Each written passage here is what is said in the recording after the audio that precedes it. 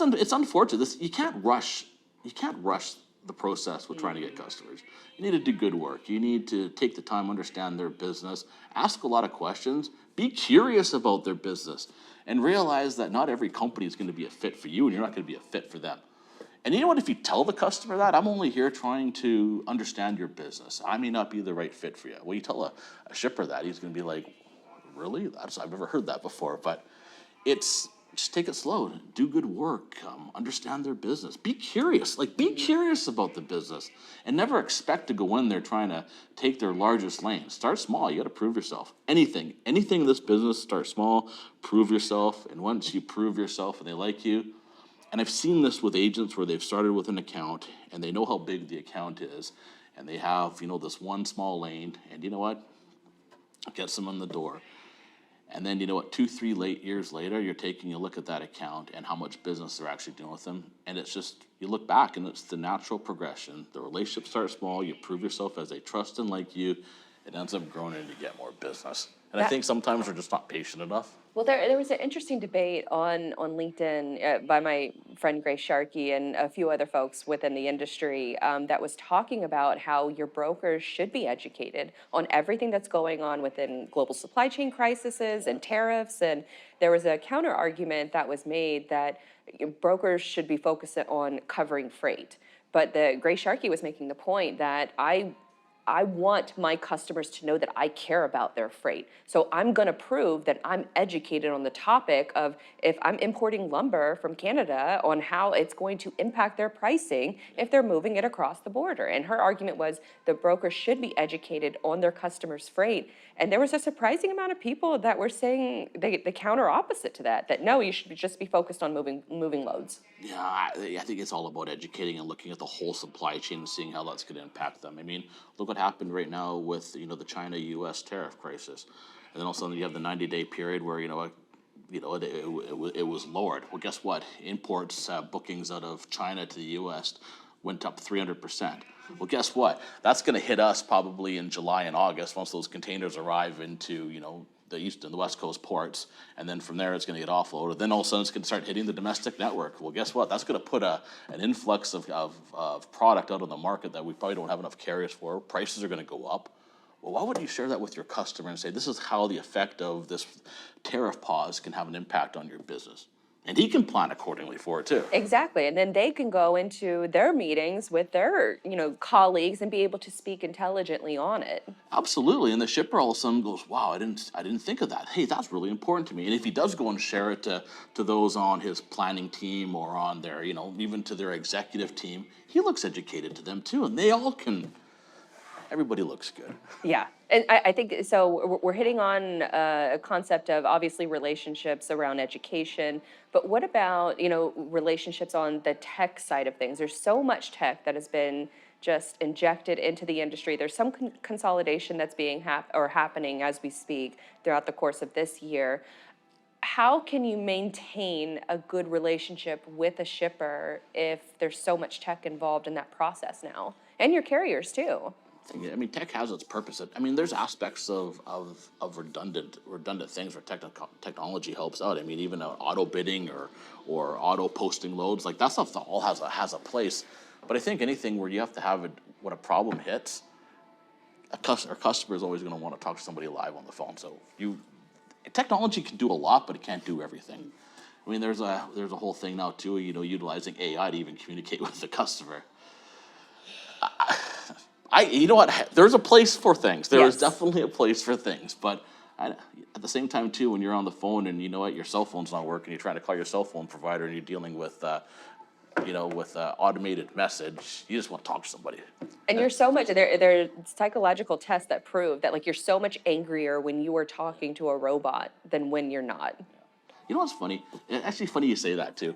Because I was reading a post today on LinkedIn that talked about what, key things that draw people, like how to be likable, how to be, and the same thing works in business. People deal with those they like, is empathy. And when you show empathy, say a load's gone sour, you got to call your customer, and your customer is going to probably hear a lot about it as well too, because it's going to affect their whole supply chain. It could affect their planning for their production as well. You know what? Showing empathy to them is a valued thing, and there's some things that AI just can't do, and empathy is definitely one of them. Genuineness is definitely not one of those things. Those soft skills are still important, and they still help to sell.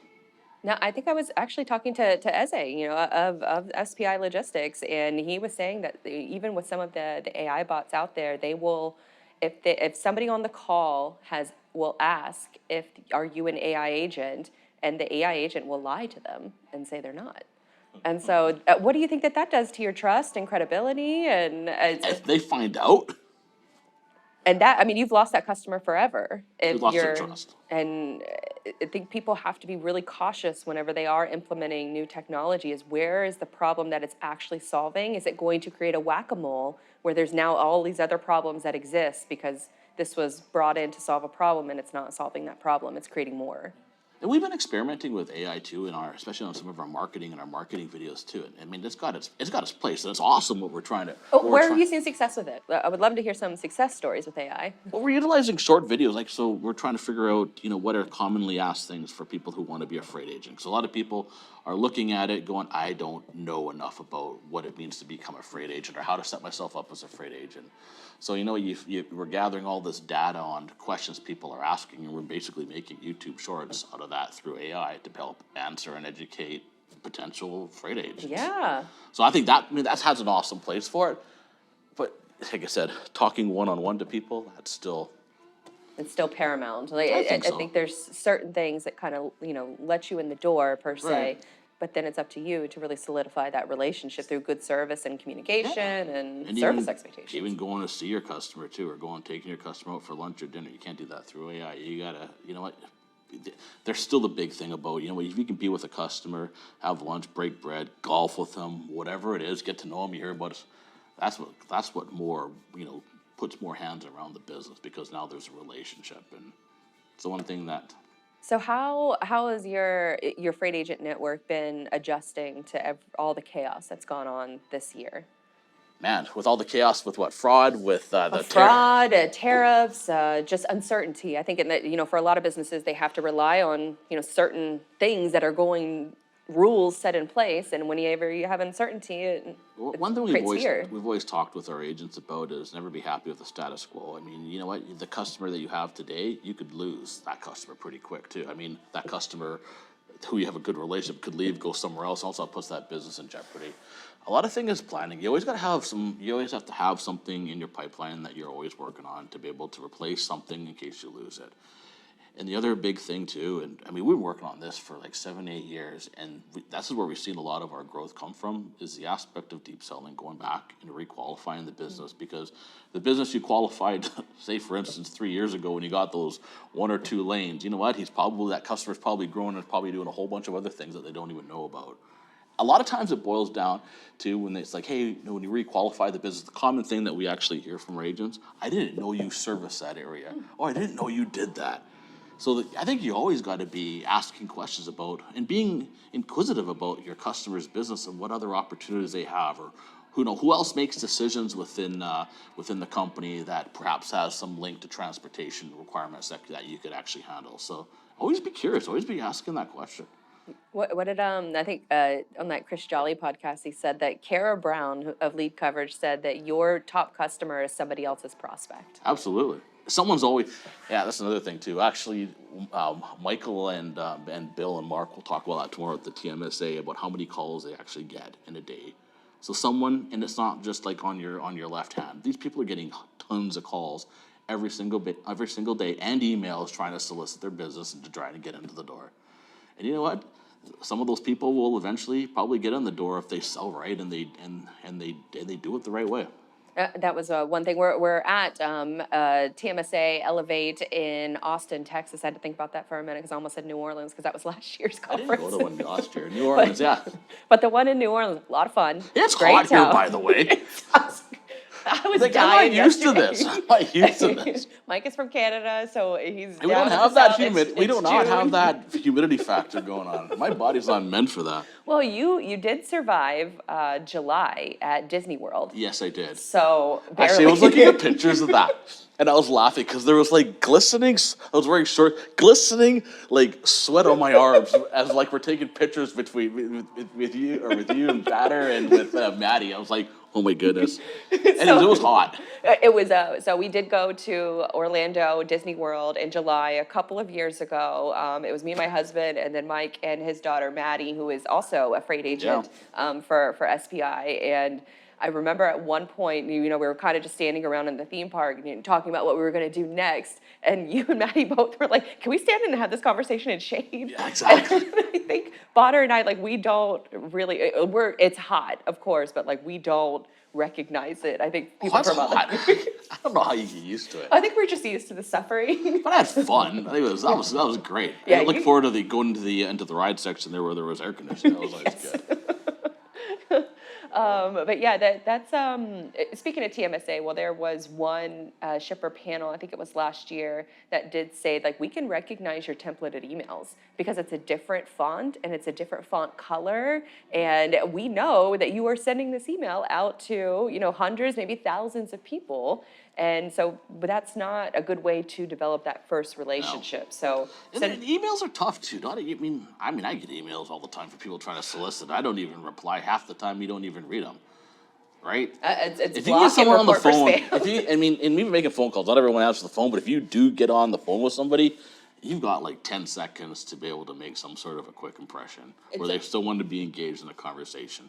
And with SPI just having their rendezvous conference, I'm assuming a lot of people were maybe talking about, what's working, what's not working. What sales and marketing wise is our home runs right now, and then what are maybe Referrals, some actually. base hits? Actually, a big thing is referrals interesting. for them right now. Actually, that was a big topic we talked about was referrals.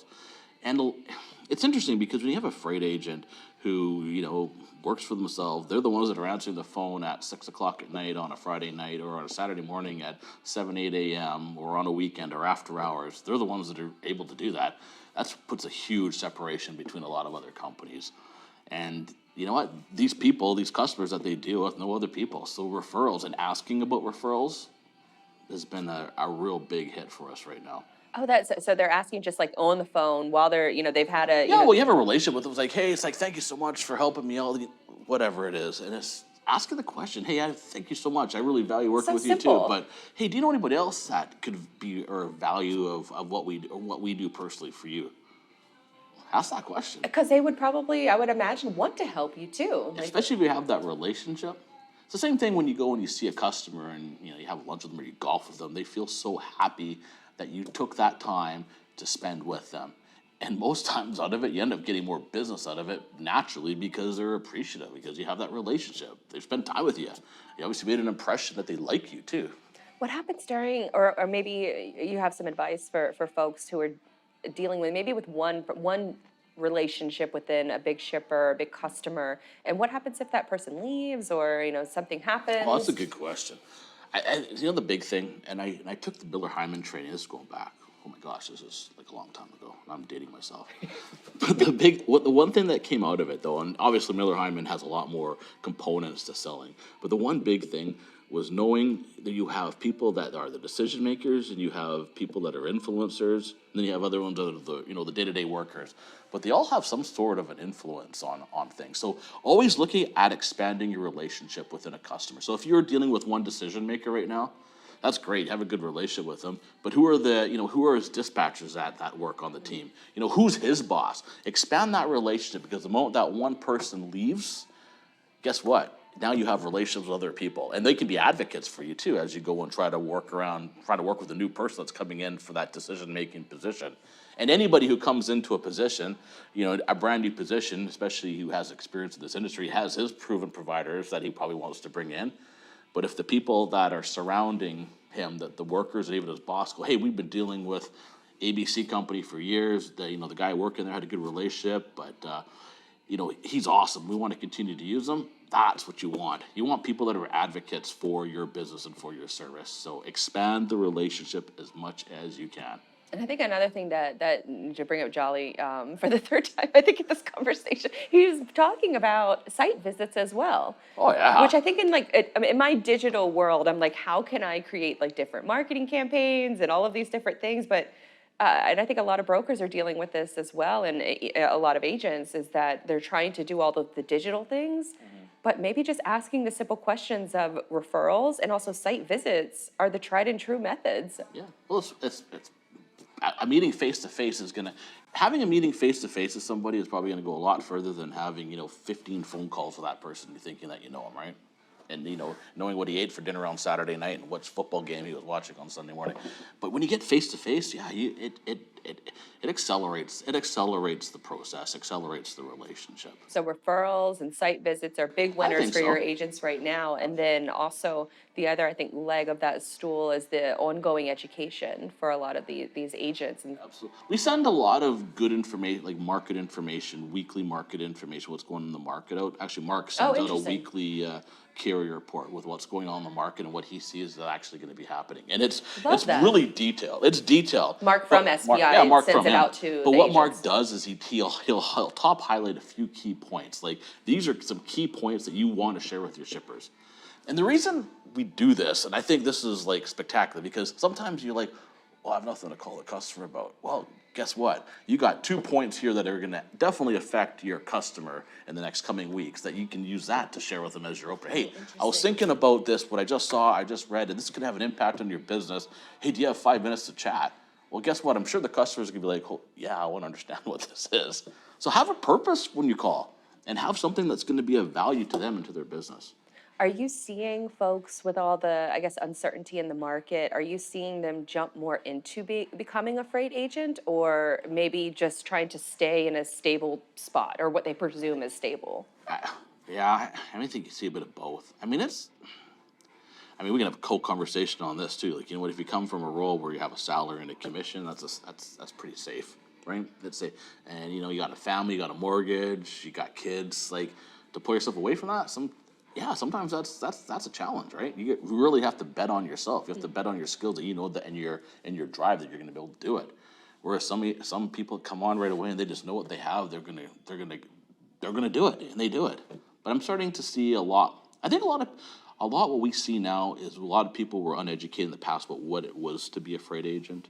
And I think now there's so much marketing. Part of it is what we were doing with you and with Chris Jolly, and even what we're doing with Trey, about educating the market on what it is to be a freight agent, and even putting our agents on the shows for them to share their experience. I think if anything, and that was the start of why we did it, was because if we could put a freight agent on there and they could share their journey from, the time they decided to do it and the benefits and even some of the challenges that they faced, those things are great for the market and just are helping them understand what it is to be a freight agent and what to be prepared for, from hearing from somebody who's actually done it. I don't think that any other freight agency program has done that. I think they're all very scared of putting their agents front and center. Yeah, the one thing, we scale back our bit. Yes, we're a 3PL, but really we're a service to a 3PL. So I have to make sure, and Joe has always said this from the beginning, he goes, what's our stickiness factor with our agents?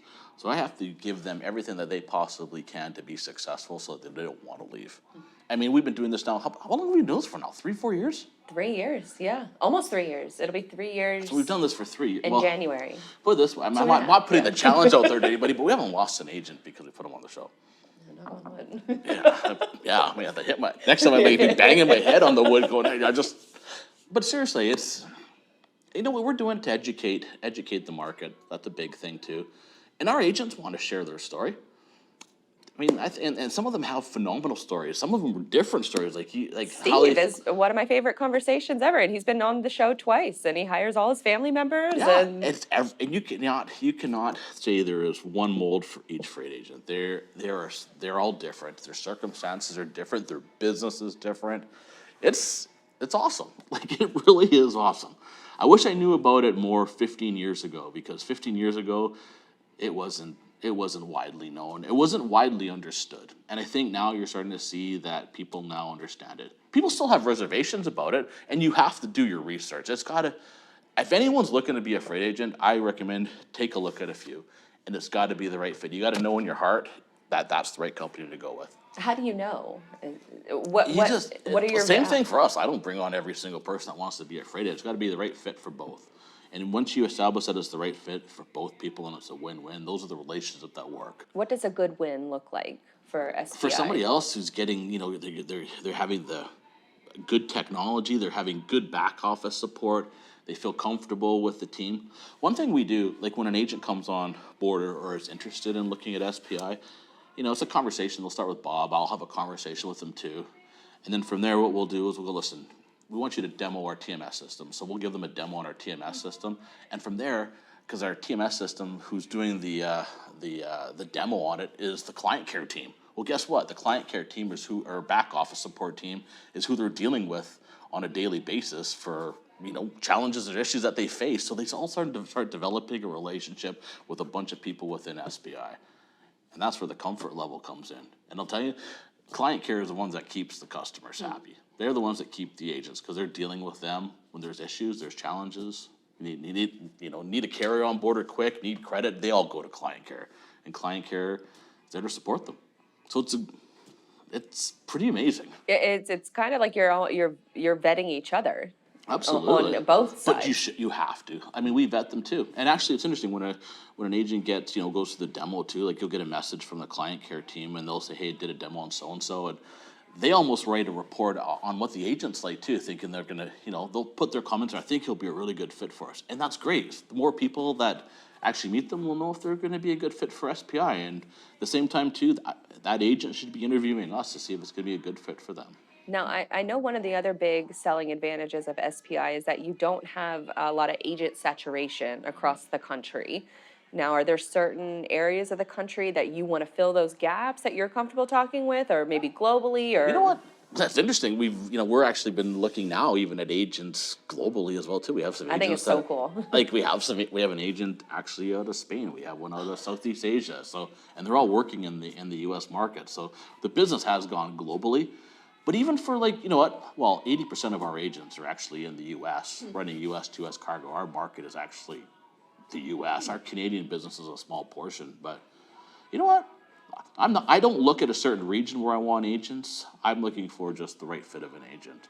And it's got to be the right fit for them too. And when it comes to saturation, I do believe that we have low saturation. And you know what? If they're concerned about it, we'll sign an NDA with that potential agent, and they'll disclose, the customers that they have, and we'll let them know who's working on them or if they're open for them. And I think that's a big thing to do is vet your customers before you go and join an agency, because the last thing you want to do is go on to there or join an agency and realize that a third of your customers are already being handled by another agent. That'd be a little disheartening. True. And if you're looking to actually grow your business, ask about the saturation, how many agents they actually have, because another big thing that we hear is they're leaving certain agencies because there is too much saturation and there's no room for them to grow because all the accounts are actually being handled. So there's all kinds of things to look for. Look at that. Look at the technology stack. Like demo the technology. Make sure that technology will work for you. Ask questions about their carrier onboarding. What kind of tools they're using for carrier onboarding. Fraud help, claims help. That's another big one. Like, what happens when there's a claim? Who handles the claim? What happens if there's bad debt? Do I get stuck with the bad debt, or ask all those questions. Ask about the relationship with the carriers and how many days you actually on average pay your carriers. That's huge. That's a big thing right now to be asking as well too, because carriers are being selective what brokers they're actually dealing with. So. There's a whole bunch of education happening on all sides. Absolutely. Like from the brokers, the shippers, the carriers. But it also, I would imagine that on the flip side, especially online, which you're going to get, a different, I guess, kind of comment online where it feels like they're almost adversarial to each other. But there seems to be concerted efforts to bring more brokers and carriers together. So then that way they're solving those problems for their 100%. Shippers. That's one big thing that we really are focusing on is the carrier and broker relationship and finding the right where's your key lanes that you want to run that are good for you, and where can we support you on those, and building a relationship with them, because a lot of these carriers, they don't have a dedicated sales team. Well, all of a sudden now you got you're part of a network with 70 agents that are running cargo all over the world. They probably have cargo that could actually fit for you, so let them be your sales team and support you. That's very true. I feel like we've hit on a lot of different trends. What else did we hit on? We even talked about Disneyland. Disney World. Disney World. Disney World. Sorry, thinking West Coast. Florida is very sensitive to Disney. That's right. Disney World. That's right. I guess where should So if I'm thinking about making the jump, and I know we've talked about this before, but I'm curious if that has changed for 2025 and moving forward. If I'm thinking about making the jump, I want to have conversations with my customers. How do I kind of do that on maybe like the down low? So your current You gotta job be doesn't careful. know. You gotta be careful with that. But I think you've got a good relationship with the customer. You can talk to them about, I'd be making a move. Have the conversation. Would you still continue to work with me if I was with a different company? Do NDAs play or non-competes still Well, play I a guess I large gotta role? play around on that as well too. It's different in the U.S. when it comes to non-competes versus Canada, but I don't know. I find like there's workarounds with the non-competes, but it's the aspect of the non-solicit. If a non-solicit, you still got you got some things you got to look out to with a lawyer. I don't even want to get into that. Yeah, which was another suggestion by Chris Jolly, is making sure that you have a lawyer as well that can read through some of these complex things and help you prepared to make that jump, and then also having a little bit of a lifeline, 6 to 12 months of savings. You have to give yourself a lifeline. If you think that you're going to come on board and right away in month one you're going to be making what you expect to be making, it takes time. I mean, a lot of big companies that you may be dealing with, for them to onboard you as a new broker, that takes time. I've seen that take up to 6 weeks. Like trying to deal with a large company where it has to go through the hands of different people, that takes time. So you gotta be prepared. Yeah, it's not just you that has to be onboarded, but it's all of your customers as well, and maybe there's some different hoops that you got to jump through on that front as well. I've seen agents come on board, and the first week they're rolling, but they have things set up ahead of time. Then I've seen ones that's taken 3 months for them to get things going. I've seen ones that's taken 6 months, but be prepared that it doesn't happen overnight, and be able to weather the storm, because a lot of times some great freight agents will come on board who I know have the potential, and they'll give up too soon because it didn't happen fast enough. So be prepared for it. Yeah, I mean, you got to be able to put in the work, that nothing is going to come passively. There's no such thing as passive income, and No. Well, you know what it's like. you gotta get on that hamster wheel and keep rolling. Exactly. You always got to be working. But it's gone well for you though too. Yeah, absolutely. It's awesome. The podcast is really the best thing that's ever happened to me, thanks in part to SPI's support. I remember that conversation. We had that where at Freightways. Yep. The day after my show Cyberly ended, my contract ended on October 31st, and Freightwaves started on November 1st. And so it was like their annual event, the F3 event. Right. And so we had that conversation That day. the very next day. And I was like, you know what, I'm on to something here. I think I'll be okay. I'm glad that you did it. I'm glad that we talked, because I can honestly say I was the first one to join. That's good. Yeah, it's been an amazing partnership. And well, the cool thing is you've met our agents, you've talked to our agents, you've come to Rendezvous. Like I think for you and even for Chris, well, actually even did Trey come to? Like for the fact that you actually got to meet our agents and see our culture is huge. Well, it's they're business owners as well. Like, right. I mean, you kind of hinted at it at the start of this episode that it's like 70 different entrepreneurs, that each of them are all different, and being able to connect with them and learn their story, and it was a pleasure. And I think the partnership on that side has worked out really well. I think you know just as much about SPI as I know about SPI. And you've talked to every single.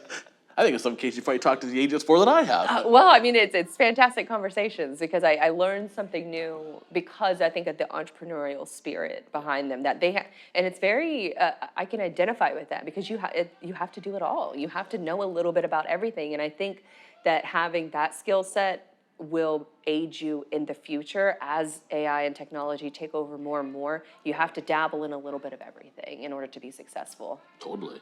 And I think it's kind of interesting because you've interviewed so many of our agents. Like each story is different. Yeah. Like each story's. And I'm always surprised by the numbers of like what resonates with the audience and what doesn't. I think before we started recording, I told you that Chris Angelo's story from the earlier this year has been our top episode this year. Wow. In 2025, and that was the from engineer to freight agent model. He works. This story is under Chris. interesting. Yeah. Even the story with Chris becoming a freight agent is actually quite interesting as well too. Anyways, I think this was. It was funny, like we were talking about this, James and I, like 3 years ago, when we kind of were talking about like we wanted to make our own podcast, but we didn't know what the heck we were doing. And that's where I was like, well, sponsor. It was an awesome marketing decision for us, because I think it helped get what the agent model is, but even just market ourselves. It was great. And I think it gave our agents an avenue to share their story. And some of their I stories. tell other potential sponsors and sponsors I work with that yes, it's definitely important to hear from the executive leadership team, but if you can have your customers on a show, then that customer telling that story, it hits differently.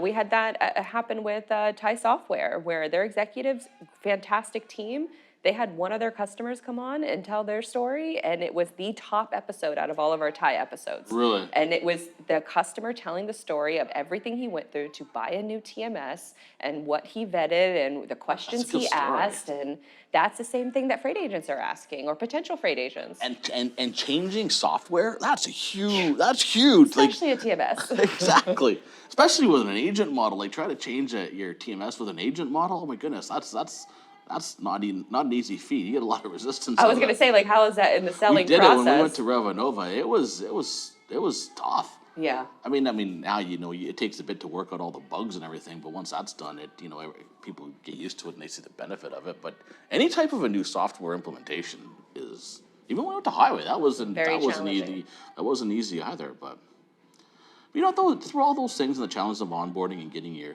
agent or your staff to adopt to a new program, that takes time. But I'll tell you, your tech providers play an instrumental role in help selling that too.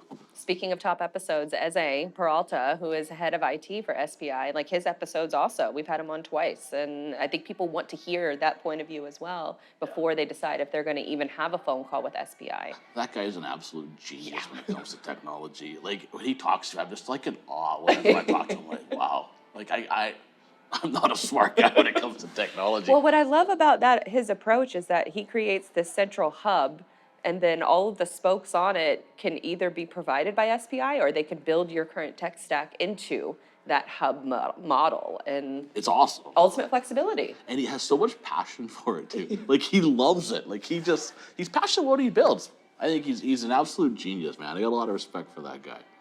All right, well, I think that's I think it's a good place to leave it.